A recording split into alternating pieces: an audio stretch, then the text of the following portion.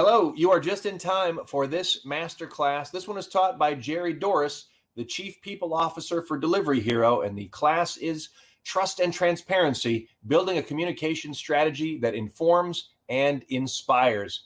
Fantastic lesson, so let's get ready for the class. But here's the thing. If you have a question during the masterclass, don't yell at the screen. No one will hear you. Instead, type it into the chat, and then we'll get the question that way. All right, now let's all settle down. It's time for class.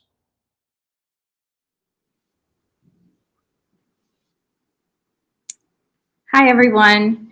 I want to thank you so much for taking time to spend the next 20 to 30 minutes with me. My name is Jeri Doris, and I am the Chief People Officer here at Delivery Hero. For those of you who are unfamiliar with Delivery Hero, we are actually the world's largest online food delivery business outside of China. And today I'm going to walk you through really kind of just a personal journey that we went through here at Delivery Hero over the last several months and kind of the things that we take into consideration when building a communication strategy that really is based off of trust and transparency and the efforts to really inform and inspire. So with that, I wanted to start with a story that I think will likely resonate with many of you. It was end of February, and I was sitting in a room with many of the people that are in this picture. This is part of my team. I was sitting here in Berlin, in the center of Berlin, in a very open environment, which seems kind of odd these days, of course. And I was sitting in there when our COO, PJ, comes in looking really distraught, a little bit distressed. And he said, "Jeri, do you have a moment?" And of course, I'm thinking, okay, what could be possibly going through? You know, you go through your catalog of different things. I had recently just gotten back from a trip to New York City to celebrate a friend's wedding. And I had seen quite a few people sporting masks. Anybody who has spent any time in Asia, you know that is a common courtesy, that you wear a mask in order to not get your fellow colleagues or friends sick if you happen to be sick. The difference this time was in the airports, I saw quite a few more people wearing it. And of course, at that time, we had been watching the news in China. We are the largest food delivery business outside of China. So we look to China for quite a few of the trends, both bad and good, that come out of there. And we had been watching this thing called the Wuhan virus really just take over. And so this was obviously in the back of my mind as PJ pulls me into his office. Turns around, he closes the door, and he says, "Listen, I just got off the phone with Shinbong, who is our CEO of our Korean business, and there are several cases of coronavirus, which was then called coronavirus, in and around Seoul. What do we do? We really need to prepare." So your first thought is, oh my goodness, I hope our people can stay safe. Second is, we're a food delivery business, right? So everybody that we need to keep safe and informed ranges from our employees that sit in the office, to our riders, to our restaurant partners, to of course, our consumers. And the ecosystem is quite large. And so it's really thinking through, okay, what do we do? And of course, your first initial reaction is, I don't know. But then you take another one and you take a real cleansing breath and think through, okay, let's do this. So the things that I'm going to walk you through are really just the steps that we took into consideration in building this safety playbook, but also just a communication strategy that really was focused on trust and transparency in order to make sure that our people felt safe and they felt informed. So with that, I actually want to start with the triangle of trust. And I know many of you are thinking, okay, this isn't a leadership discussion. This is supposed to be about communication. But I think you'll pick up on pretty quickly why I think we should start here. So many of you may be familiar with this model. This is Frances Frey's triangle of trust. And if you have not taken time or have not seen her TED Talk on this model, it's only 15 minutes, and she'll go in by far more detail today than I will. And so she is a HBS professor that really focuses her research on building and rebuilding trust. And there are three pillars or three components of trust. It's authenticity, it's empathy, and it's logic. You cannot have trust without the other. Authenticity, what I see is what I get. Empathy, I believe that you care about me. And then logic, you're pragmatic. I understand where you're coming from. I understand your thought process. And so without trust, you really can't communicate. Your communication strategy could be the best in the world, but this is your foundation for everything. And you'll see this resonating through the rest of our time today, really these three components. So you may be taking a moment and be like, oh my goodness, what do I do? Do I have trust with my employees, my constituents, etc.? For those of you who are part of an organization and maybe you own communications, or maybe you're a leader trying to think about building a communication strategy, I have some good news for you. You may be familiar with the Edelman Trust Barometer. Edelman is a very large PR agency that does, I believe, its annual trust survey. They call it the Trust Barometer.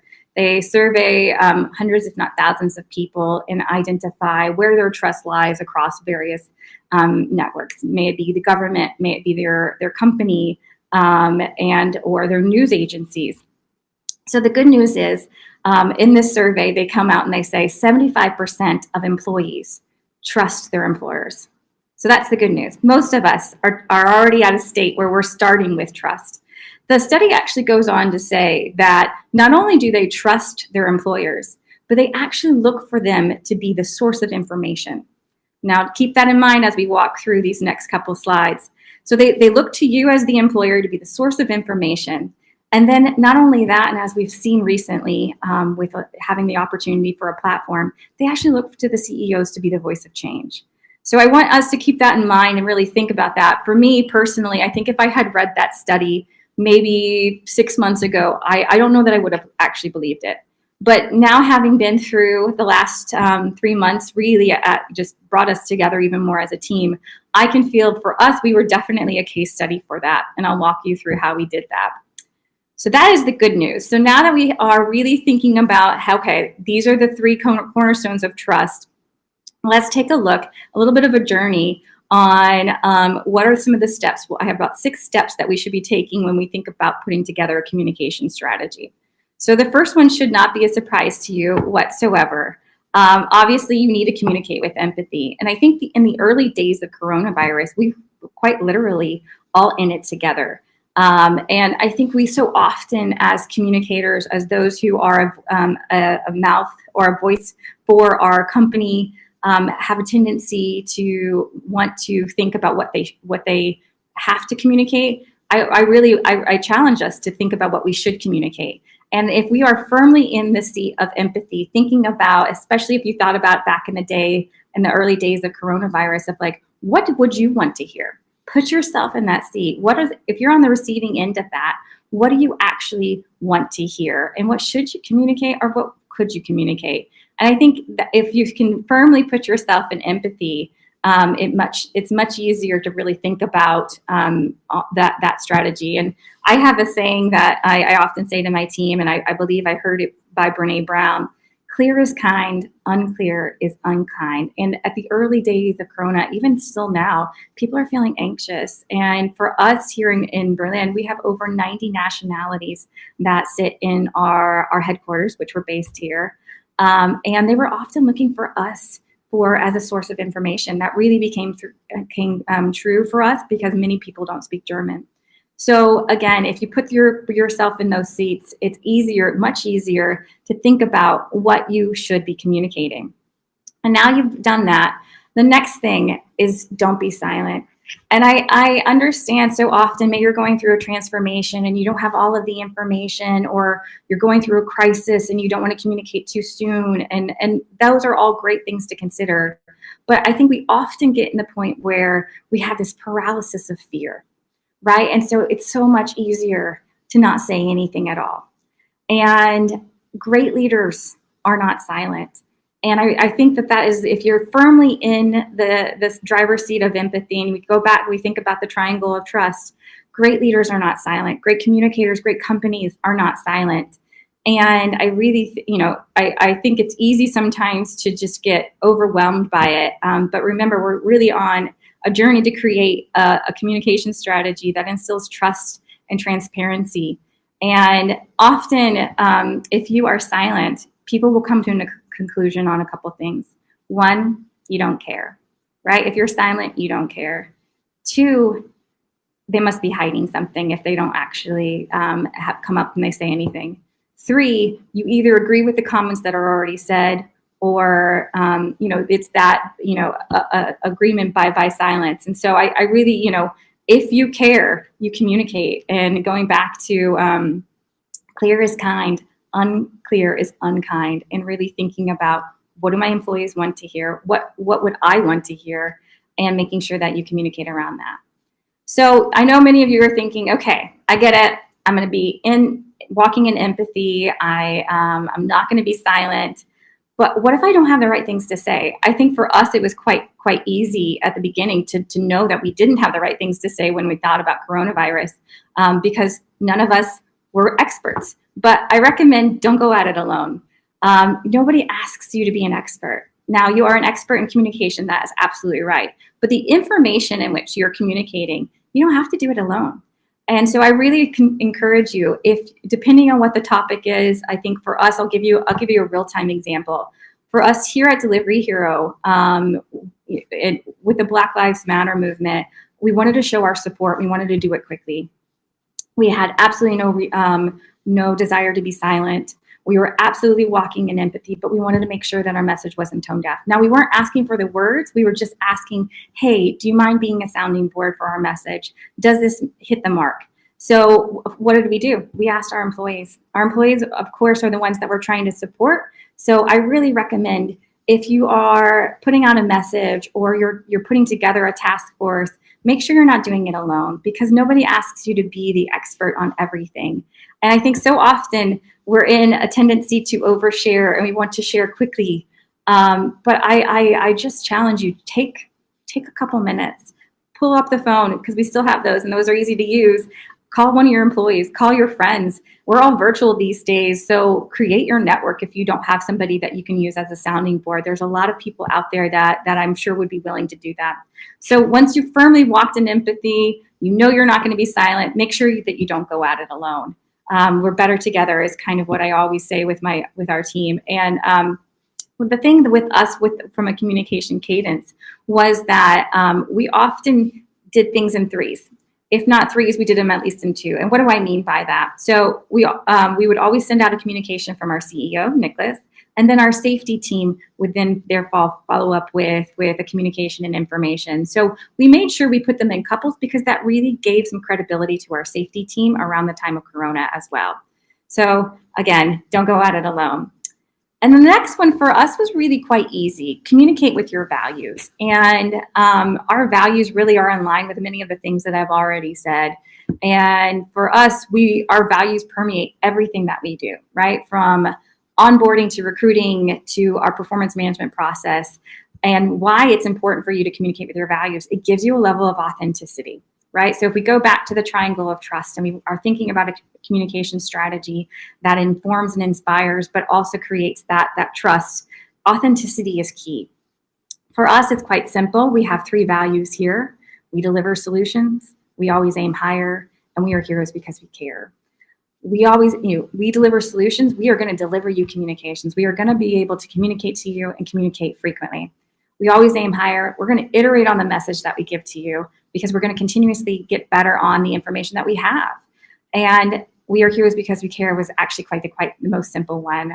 We really use these as pillars for our communication strategy, and the caring piece was quite key, because if you remember back, and we're walking in empathy, I think we can all recall back that many of us, at least here in Berlin, we're landlocked, right? We couldn't get back to our home country, even if we tried. And we wanted a sense of purpose. Even if you were in your home country, you were looking for a sense of purpose, an opportunity to give back. And we were in a really fortunate position in order to and able to support and provide for the communities in which we operated in. So we really went on a storytelling campaign to share the messaging that all of our teams were helping support. May it be our riders who were starting to deliver medical devices and medical goods in essential areas, to donating over hundreds of thousands of meals to those that were in need, to really supporting our frontline workers and really providing an essential business when so many needed it. And so we really made sure that we were communicating that although we're at home, you're still making an impact. And I think that our teams really resonated with that. And once you have your values, I think the next one, again, if you think about the triangle, be honest and authentic. And courage is courageous. Courage is contagious, but so is fear. So you could be honest, but team, make sure you think about the tone that you're setting. Because, right, remember, if we take a step back and we think about we're firmly in the seat of empathy, and we're thinking through of like, okay, what do I want to hear? And I think we get in the tendency to want to quickly communicate, think about what I want to hear. So again, courage is contagious, but so is fear. As leaders, as communicators, regardless of what your role is, you set the tone when you communicate. So be honest, be authentic. You don't have to be over political. You don't have to be overly filtered. And you can be, with us, it was quite simple at the beginning of the coronavirus, like so many, we didn't have all the answers. There weren't experts. I know for us, we kept looking for like, can we find sources? Can we reach out to within our network in China? Can they provide us information? But at the end of the day, we didn't have all the answers. My recommendation is be honest, be authentic, don't overpromise, and say, listen, we don't have all the answers. If you can't make that promise with full sincerity, then don't. And just say, you need to be clear in your communication and be kind in your communication, and don't be unclear. And for us, we really kind of focused on two main things when it was thinking about honest and authenticity. There was so much concern as you're watching the economies of the world really just suffer during this pandemic, as they still are. We wanted to make sure we were communicating around our business. How is our business doing? We are very global. We're in over 42 countries. We have 18 brands across these countries. So what does this mean for our business? Because we are quite exposed. So it was important for us to really form our communication and be honest about it with our team, saying, listen, yes, every business around the world is being impacted, but this is an opportunity for us to really kind of double down in certain areas. That means for us, it was actually pivoting and accelerating parts of our business, like our grocery delivery business, which was on the horizon, just a little bit farther out. So communicating around to our teams, hey, it's accelerating our strategy. It's okay. We're okay. And we know that the world is a bit scary at the moment, but you're okay. The company is okay. And we're taking care of you. And then the other piece of it, in any type of transformation team, you guys all know this, people want to know, what does this mean for me, right? They're watching a lot of their friends, their family. I know I personally was back in the US watching so many of my friends and family being impacted by layoffs, et cetera. Your employees want to know, what does this mean for them? And so for us, it was quite clear to make sure that, hey, it's not business as usual because the world is a different place, but you as an employee are safe. We are still growing. We are still moving in true form and fashion. We are adapting and being agile because that is in line with our values. So it's really quite key, regardless of, and I've been talking a lot about coronavirus today, and I'm trying to give you some recent examples. But I do think when you're honest and authentic, regardless of what you're going through, may it be a transformation, may it be something quite scary where you have to do layoffs, be honest and authentic. You set that tone, but make sure that you don't overpromise. But with that said, as we kind of near the end of our discussion today, I want to take some time and quickly talk about the fact that regardless of if you do all the things that I just mentioned, you are walking in empathy, you're keeping that trust triangle in mind, and you have a great team that is in it with you, you're not silent, communicating with your values, etc., you're not always going to get it right.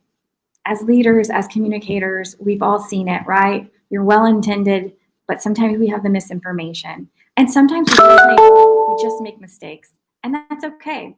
So I want to make sure that it's quite clear, be receptive to feedback, but don't give in to the cheap seats. I think that the don't give in to the cheap seats is a very common comment that we make in the US. And it's one of those things where be receptive to feedback. Here at Delivery Hero, we solicit feedback from our consumers, from our restaurant partners, from our riders, and also from our employees. In the days of coronavirus, we, as just everybody else was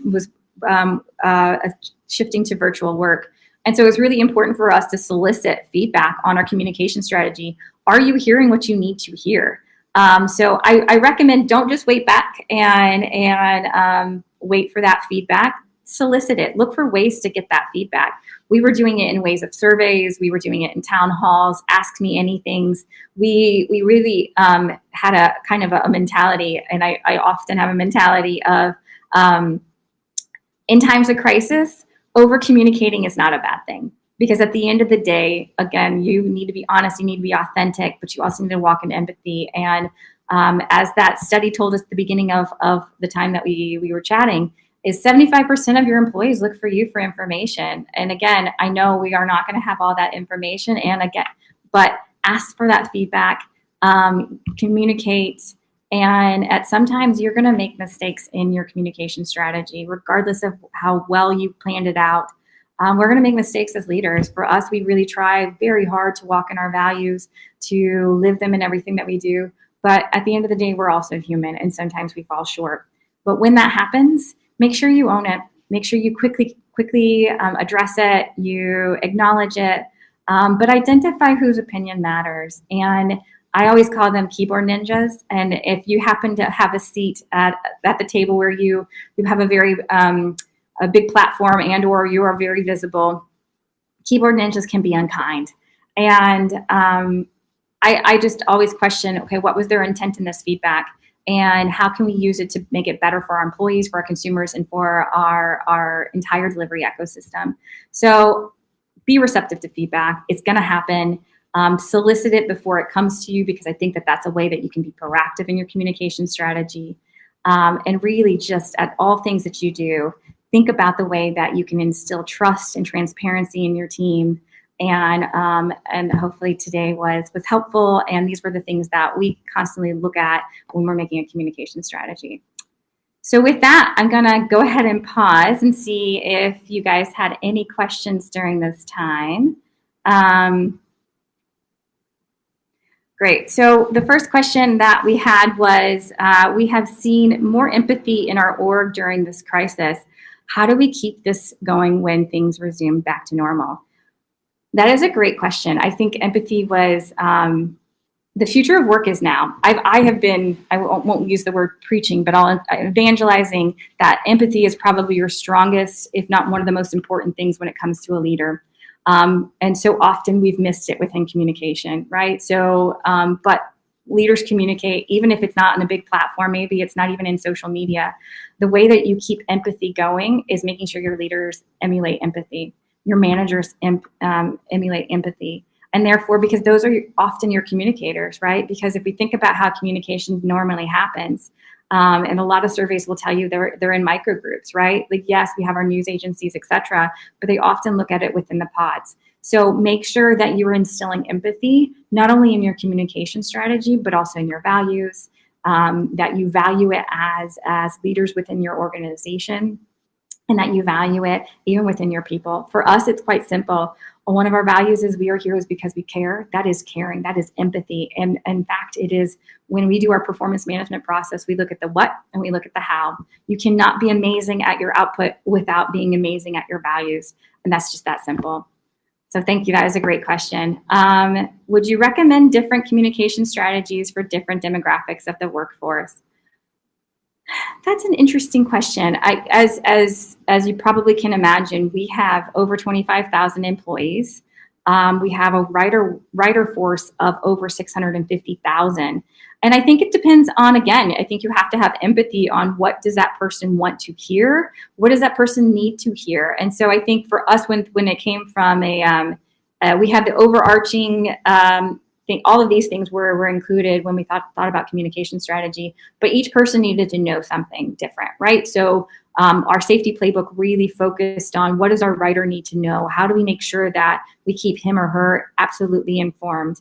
What does our restaurant partner need to know? What does our consumer need to know? So I do think that you need to segment your communication strategy because that you need to tailor your messaging based off of who's receiving it. All of these things still need to be taken into consideration when you're forming that communication strategy. But again, if I'm thinking about demographics, that's kind of what I'm thinking about. Different parts of your workforce may need to hear different things because they need to be focused on, how do they keep them safe? How do you keep them engaged during this time? And it may look and feel differently depending on different parts of your workforce. And for us, in that instance, it was our delivery ecosystem. So thank you for that. How have your teams responded to your communication strategies? Honestly, again, I think if I had seen that 75% of employees trust, that part I would have believed in. It was the part where 75% of employees also look for you to be a source of information, and they also look to you to be a source of change, or voice of change, rather. I have just been overwhelmed and blessed, I think is the best way of putting this, to see a strategy work in a way that has really benefited our employees, because I think at the root of all the things that we wanted to do was make sure that our employees and our delivery ecosystem was really taken care of. And not so confidentially, since we're all friends here, I think and I'd be really interested in seeing this as a case study globally. I'm curious of how engagement studies have happened, but for us, we have seen a pretty significant uptick in our overall engagement. So I can only deduce that there's some direct correlations of the actions that we've taken, as well as the communication strategy, and was a key component of that. So based off of what data we have gotten since then, I would say that it has been very positive, and in fact, our engagement score has gone up pretty significantly since then. But again, it would be interesting to see. And the last one that we have here, and because I think we're running out of time, you mentioned putting yourself in the shoes regarding what they want to hear. Do you have any suggestions of the best way to do this? Yeah, I think this is one of those that sometimes we really try to walk in empathy, but we may not necessarily have that perspective or can't relate, right? And so if you go back to step 3, which was don't go at it alone, this will really help solve for that. Because often we think we can walk in empathy. Often we think we can understand that perspective. But at the end of the day, we can't. We can't always, right? We all have had different experiences growing up. We've all had different cultures that we're coming from. For us, again, like we have 90 nationalities here. I can't be a voice for everybody because I don't know where they're coming from. So that's why I don't go at it alone. Our communications teams don't go at it alone. And really get that sounding board. If you have a hard time of making sure that you are walking in empathy, ask. I know I have grown up in very corporate environments, and I know that this was always kind of a gasp, like, admitting that we may not have all the answers. But think back to that triangle of trust and authenticity, and saying, listen, I don't want to be tone deaf during this time. I really want to show my support. I really not want to be silent.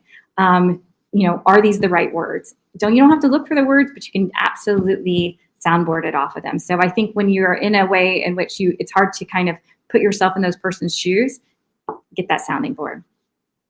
So with that, I want to just thank you again for spending the last 30 minutes with me. This was a lot of fun putting together and really thinking through the last 3 months and reflecting on it. So hopefully this was helpful for all of you. And thank you so much for spending your time with me today. Thank you so much. Those are fantastic master classes, and I'm applauding, but obviously I was only in one of them. I don't want to tell you which one, though, but I want to thank all of the master class speakers for those deep dives. Here's what's coming up next. We're about to have some round tables, and for these round tables, you will be offered 3 choices, and you got to pick one. Now, I don't want to rush you, but it would be great if you could make your choice quickly and then get to the round table, because we do want to start them off as soon as we can. I also want to tell you these are interactive. So it's going to be webcam on and mute on. And don't be that person who wants to stay in their pajamas. So you're like, oh no, it's bad Wi-Fi, so my video's off. You turn your video on, and we will all forgive you if you are in pajamas. Now, if you're not in the mood for a round table, I want to remind you that those lightning talks are always available, and you can check out the partner zone, where my theater, Boom Chicago, is actually one of the partners, so you can also check out our booth. Whatever you choose to do, we'll see you back here in a little bit for more keynotes.